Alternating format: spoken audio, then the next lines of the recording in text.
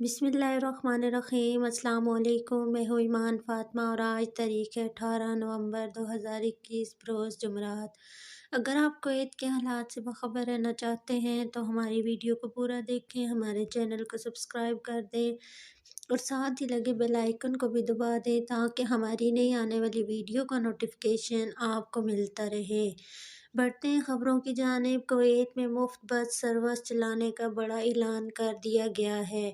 Public transport company مبارکہ کے علاقے میں اور وہاں سے مفت ٹرانسپورٹ فراہم کرنے کا آغاز کر دیا ہے۔ تفصیلات کے مطابق پبلک ٹرانسپورٹ کمپنی کے CIO منظور السعد نے دارالحکومت کے علاقے میں 4 مختلف اسٹیشنوں کے ذریعے مبارکہ علاقے کے لیے کمپنی کی جانب سے مفت ٹرانسپورٹ سروس کی فراہمی شروع کرنے کا اعلان کیا ہے۔ السعد نے دارالحکومت کے گورنر شیخ طلال الخالد احمد الصباح کی موجودگی میں اس سروس کے افتتاح کے موقع پر کویت نیوز ایجنسیز کو بتایا کہ یہ سروس اسٹیشن پر آدھے گھنٹے بعد شٹل سروس کے ساتھ روزانہ صبح 10 بجے سے رات 10 بجے تک ہوگی۔ انہوں نے مزید کہا کہ 4 اسٹیشنوں سے مبارکیہ تک جانے والے اسٹیشنوں میں شوق شرق پارکنگ لاٹ، شرق علاقے میں سنابل کمپلیکس کے سامنے والی چوک، شیریٹن ہوٹل کے قریب گول چکر کے سامنے والے چوک اور مرکاب کے علاقے میں وزارتی کمپلیکس کا پلازہ شامل ہے۔ انہوں نے وضاحت کی ہے کہ ان مراکز کی ابتدائی نقل و حمل کے لیے ایک نقطہ خاص کے طور پر منتخب کرنے سے ان میں بڑی اور کافی پارکنگ کی جگہ مہیا ہوتی ہے اور ساتھ ہی مفت پارکنگ بھی ہے۔ انہوں نے بتایا کہ یہ سروس ابتدائی طور پر اگلے سال مارچ کے آخر تک جاری رہے گی، جس میں طلب کی ضرورت ہے۔ اس میں توسیع کا امکان ہے۔ انہوں نے وضاحت کی ہے کہ طلب جاری رہنے کی صورت میں تعداد میں اضافے کے امکان کے ساتھ فی الحال 6 بس فراہم کی جائیں گی۔ انہوں نے اس بات پر زور دیا کہ ٹرانسپورٹیشن سروس مبارکہ کے علاقے میں سڑکوں اور آس پاس کی پارکنگ لاٹوں میں بھیڑ کو کم کرنے میں بہت اہم کردار ادا کرے گی، خاص طور پر چونکہ یہ علاقہ بھیڑ کے ایک بڑے مسئلے سے دوچار ہے جس کے لیے ایسی سروس کی فراہمی کی ضرورت ہے۔ انہوں نے کہا کہ یہ سروس کمپنی کے سماجی اقدامات کے تحت آتی ہے اور دارالحکومت کے گورنر شیخ طلال الخالد الصباح کی پہل پر، جنہوں نے کمپنی کے ساتھ بات چیت کی اور آئیڈیا تجویز کیا، جس اس کے نافذ کے لیے قبول کیا گیا۔ انہوں نے اشارہ کیا کہ یہ سروس فراہم کرنے والی بسیں کمپنی کی طرف سے ایک خاص شناخت اور رنگوں کے ساتھ چلائی جائیں گی تاکہ انہیں باقی بسوں سے منفرد کیا جا سکے۔ نیز ان میں بڑی جگہیں فراہم کی جائیں گی تاکہ مارکیٹ سے خریداری کی ضرورت کو پورا کیا جا سکے۔ سلطنت عمان کے قومی دن پر امیر کویت کی مبارکباد۔ امیر کویت نے عمان کے سلطان کو قومی دن کے موقع پر مبارکباد پیش کی۔ کویت اور سلطنت عمان کو جوڑنے والے مضبوط اور تاریخی برادرانہ تعلقات ہیں۔ ولی عہد کویت۔ تفصیلات کے مطابق عزت مآب امیر کویت شیخ نواف احمد الجابر الصباح نے عمان کے سلطان عزت مآب سلطان ہاشم بن طارق کو مبارکباد کا مرسل ارسال کیا، جس میں عزت مآب نے سلطنت عمان کے قومی دن کی 51 سالگرہ کے موقع پر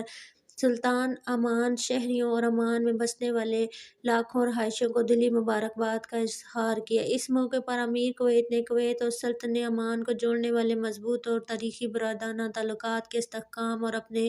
پرعزم ترقی کے راستے میں حاصل کی گئی شاندار کامیابیوں کو سراہتے ہوئے سلطنت عمان کی اچھی صحت اور تندرستی اور بہن بھائیوں کے لیے نیک خواہشمندی کا اظہار کیا۔ امیر کویت نے کہا کہ سلطنت عمان اور اس کے معزز لوگ سلطنت عمان کی دانشمندی کی قیادت میں مزید ترقی اور خوشحالی کر رہے ہیں۔ دوسری جانب کویت کے ولی عہد شیخ مشعل احمد نے سلطنت عمان کے قومی دن کی 51 سالگرہ کے موقع پر اپنی مخلصانہ مبارکباد سمیت عمان کے سلطان عزت مآب سلطان ہاشم بن طارق کو مبارکباد کا مرسل ارسال کیا۔ انہوں نے کہا کہ میں سلطان عمان کی اچھی صحت و تندرستی اور عمان کی عوام اور اس کے عوام کے لیے عزت مآب کی دانشمندانہ قیادت میں ترقی اور خوشحالی کی خواہشمندی کا اظہار کرتا ہوں۔ اس کے علاوہ وزیر اعظم کویت عزت مآب شیخ صباح الخالد نے بھی مبارکباد کا ایسا ہی مرسلہ بھیجا۔ ایک اور خبر شامل کرتے ہیں۔ کویت 60 سالہ غیر ملکیوں کا معاملہ پھر سے زیر غور۔ کویت میں مقیم 60 سالہ غیر ملکیوں سے متعلق فتویٰ اور قانون سازی کی قرارداد پھر سے زیر غور۔ روزنامہ الاقباس کو ذرائع نے بتایا کہ وزارت تجارت و صنعت ڈاکٹر عبداللہ السلمان نے فتویٰ اور قانون سازی کے محکمے کو ایک خط ارسال کیا تاکہ 60 سال یا اس سے زائد عمر کے تارکین وطن جن کے پاس ہائی اسکول سرٹیفکیٹ اور اس سے کم یا اس کی مساوی سرٹیفکیٹ ہیں کے لیے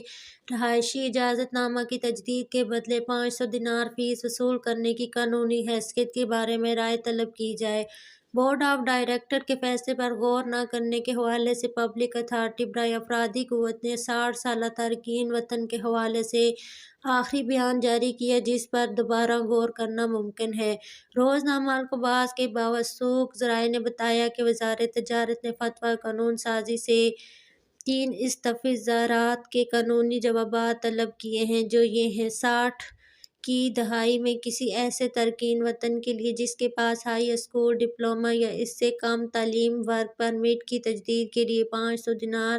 فیس وصول کرنے کی قانونی حیثیت، فیصلے سے زمانے کو خارج کرنے کی قانونی حیثیت جیسے کہ ریاست کویت میں پیدا ہونے والے یا فلسطینی قومیت یا دستاویزات کے حامل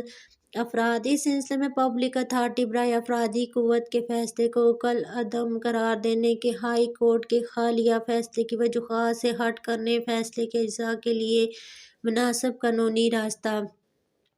ذرائع نے توقع ظاہر کی ہے کہ فتویٰ و قانون سازی کا محکمہ اس فیصلے پر تنازع ختم کرتا ہے کہ آئندہ 2 ہفتوں میں اپنی رائے سامنے لائے گا اور اس کے مطابق 60 سال کے بزرگوں کے حوالے سے فیصلہ جاری کر دیا جائے گا یا پھر اس فیصلے کو ایک نئے قانون کے تحت جاری کرنا ہوگا۔ اس عدالت کے ذریعے کالعدم قرار نہ دیا جائے اور اس طرح پرانے قانون کے ساتھ کام شروع کیا جا سکے۔ پچھلے ہفتے ہائی کورٹ نے 2021 کے عوامی اتھارٹی کے ڈائریکٹر جنرل کی طرف سے جاری کردہ متنازع فیصلہ نمبر 27 کو منسوخ کرنے کا حکم دیا تھا اور اس کے نتائج کے ساتھ ورک پرمٹ دینے کے قوانین اور طریقہ کار کی فہرست جاری کر دی تھی۔ اس کے علاوہ